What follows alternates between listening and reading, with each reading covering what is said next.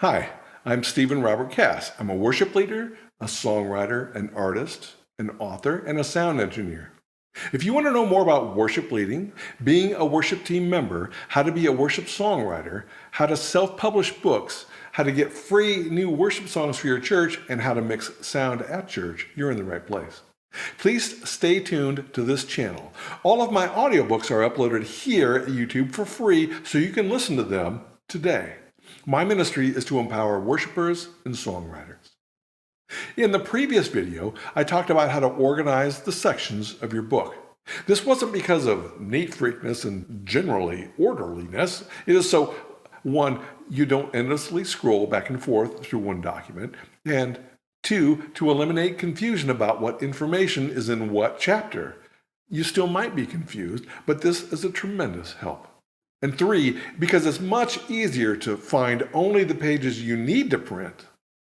The reason you want to be organized with your section and chapter arrangement is also largely because of today's topic, the types of editing, professional and self. Your good organization will best serve all of your editing functions during the creation of your masterpiece. And what are those editing functions? Developmental editing, line editing, copy editing, consistency checking, fact-checking, and proofreading. So let's get into these. Let me just first say that many of us independent authors are looking to produce the tightest, the most enticing, the best developed books and stories so we can draw in and hold the attention of the reader.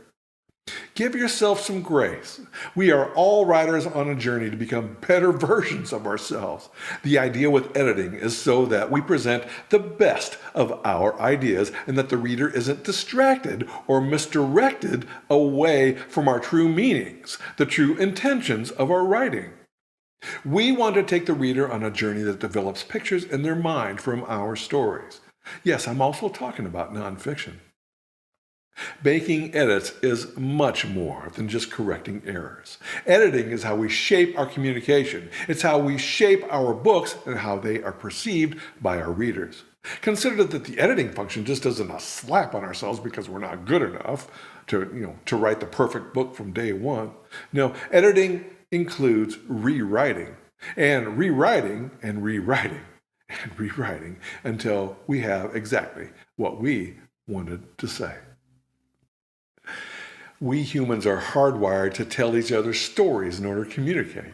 The best songs, all the best books, the best poetry, all contain elements of stories and create beautiful word pictures throughout. Similes, metaphors, action scenes in your drama and in your color, using the 7 senses, that's taste, touch, sight, hearing, smells, feel, and kinesthetic, when an action in the real world impacts the body, such as how the wind feels on your face or when you know you're moving in an elevator. And organic, or how you manage and perceive your body movements, such as knowing where to step or how to wave your hand in front of your face, or body sensations like pain and tingling, etc. And all of this we want to put in the mind's eye of the reader and of the listener. That's how we best communicate. And this is why some authors are so renowned, because of their gifts in this department. May we all reach the pinnacle of this. So we edit so we convey our information and stories in the most lyrical and direct fashion that we can. The most lyrical means that we use language that best resonates our stories with our readers. And the most direct means removing distractions from the reader. Like always seeking to self-edit and improve on clarity. Improving clarity inspires you to rewrite until you convey your actual meaning. These two items, delivering in the most lyrical fashion and the most direct fashion, requires continual editing. Rewriting is writing. There was a songwriting teacher who came up to a student and asked her to explain what she'd written. After a few minutes of her explaining, the teacher interrupted and said, "Okay, good. Now plan on including these notes along with your song so the reader gets what you mean." This example is about songwriting, but writing a book is exactly the same. Let every word you have have the full weight of meaning in your intention. Pack a punch with every word, phrase, sentence, and paragraph. Rewrite and rewrite and rewrite until your prose is ultra clear. And it all begins with you self-editing your work. Let's say that you decide to write a play about a boy who grows up and wants to be a firefighter. You might start when he comes home from the hospital after he was born, but I'll bet you'll draw on the reader more if you'll start chapter 1 when he is in action as a firefighter and facing death or injury and is in danger of losing his life. Maybe he is now thinking how he played as a little boy. See what I mean? Create pictures in the mind of your reader. This is developmental editing, or developing your ideas. You could, just for creation purposes, first write a character development guide, facts and figures, home from the hospital in 1992, lead in the school play in 2002, etc. Captain of the fire department, Station 12. Then you could develop how you intend to deliver your story. But both of these are developmental, or content creation, and self-editing. No editor can do this for you. 1. Write a character development guide, and 2. Write a story delivery synopsis. And these two will get your book off to a roaring start. What about if you want to write a nonfiction book? Then I suggest write all the facts and figures and gather all the charts and graphs that you intend to deliver, and then write a story delivery synopsis. Number 1 seems obvious, but what is number 2? Write a story delivery synopsis. It's just as important as the fiction example before. How do you plan to deliver your information? As I said in video 1 of this series, if you plan on just giving the fact 1, fact 2, fact 3, blah, blah, blah, you'll lose the reader in about 5 seconds. So you'd better design a way to deliver that information. Remember, we are all hardwired to communicate to each other.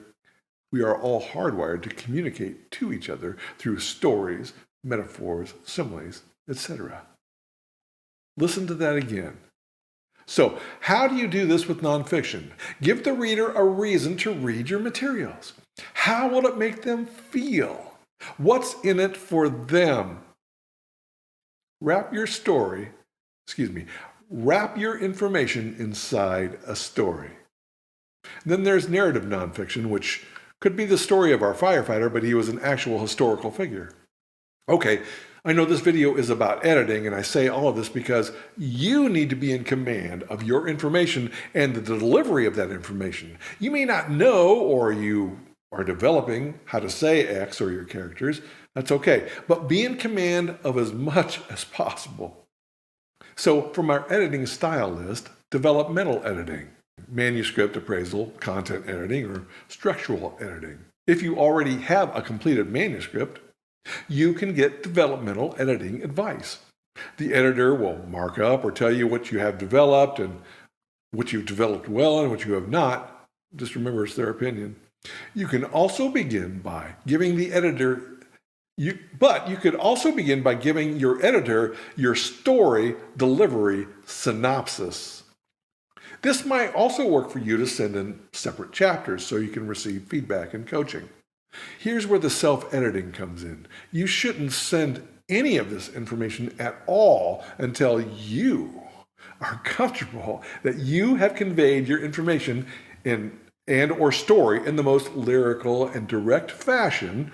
Lyrical means that we use language that best resonates our stories with our readers, and the most direct means removing distractions from the reader.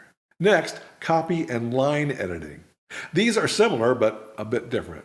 Copy editing is where the editor assures that your writing doesn't deviate from your intended story flow. This can mean different things to different editors, but the bottom line of this function is to help you remove distractions and to connect your writing with your intention and therefore the reader. The Reedsy blog says that copy editing improves clarity, coherency, consistency, and correctness. Line editing can also be a part of the same type as copy editing, but line editing is more direct towards keeping an eye on the prose of your writing and the style of your writing. For example, looking for inconsistencies when using a colon. Is that followed by a capitalized letter or not? And is it used consistently? Consistency checking. Consistency of character traits in your story will be a part of copy editing, but there is also a function of consistency checking that needs to be done on your part. Check to make sure that your story character development is what you intended and that the small details about that character development or information are correct. Fact checking. This is important for both fiction and nonfiction. Are your dates and figures correct? Are your sources correct? And do all links work? And finally, there's proofreading. This is more than just a spell check. This editing is to assure that no misspelling or grammar mistake will be mass-produced. And in many respects, such as my independent books, this proofreading is of my manuscript. When my manuscript is corrected and sent to the book formatters, there's a second round of proofreading on the formatted book. Are the paragraph headers all consistent and of the right size, and is spacing consistent, etc.? Are there any out-of-place page numbers or headers? Are there any orphans or widows? Facts or statements you'd like to change? Subsequent correction rounds are all made until the final approval is given to mass produce the book. So, the summary statement I have for you today is this. Self-editing plays a crucial role inside each form of editing. Developmental editing you should know and be aware of and how you want to convey your story. Developmental editors can do wonders for you, but don't let an editor tell you how to tell your story. You tell your story. Work with them. So 1, know your story delivery synopsis. And 2, be committed to delivering your best lyrical and direct work. And these 2 points alone demand that you continually edit your work. Copy editing. A good copy editor will enhance your clarity by correcting and/or suggesting alternative ways to say what you're trying to convey through a better use of grammar or by developing a sentence or paragraph to make it more coherent. You need to watch and learn from their suggestions. Are their suggestions correct? Did you really intend to say how they corrected what you wrote? Maybe their suggestions will spur you to better clarity. That's what happens with my books. My editors will rewrite a paragraph and then I'll realize I didn't exactly want to say it that way in the first place. So they spur me on to become a better writer. Let them help you too. Line editing. Good line editing catches the consistent use of punctuation or the consistent use of tense and points of view. Like copy editing, use your self-editing to find how you can improve as a writer and to check that their changes convey your style and your story. Consistency checking. A good copy editor will keep your writing mechanics and grammar use in check, but you need to assure that all of your character details or story information is correct. Fact checking. You will lose credibility with your readers if you publish incorrect dates or figures. Don't let non-working links be published. Proofreading. There are 2 forms of proofreading. Have your final manuscript proofread and then having your formatted book proofread. This, of course, involves professional editors and self-editing as well.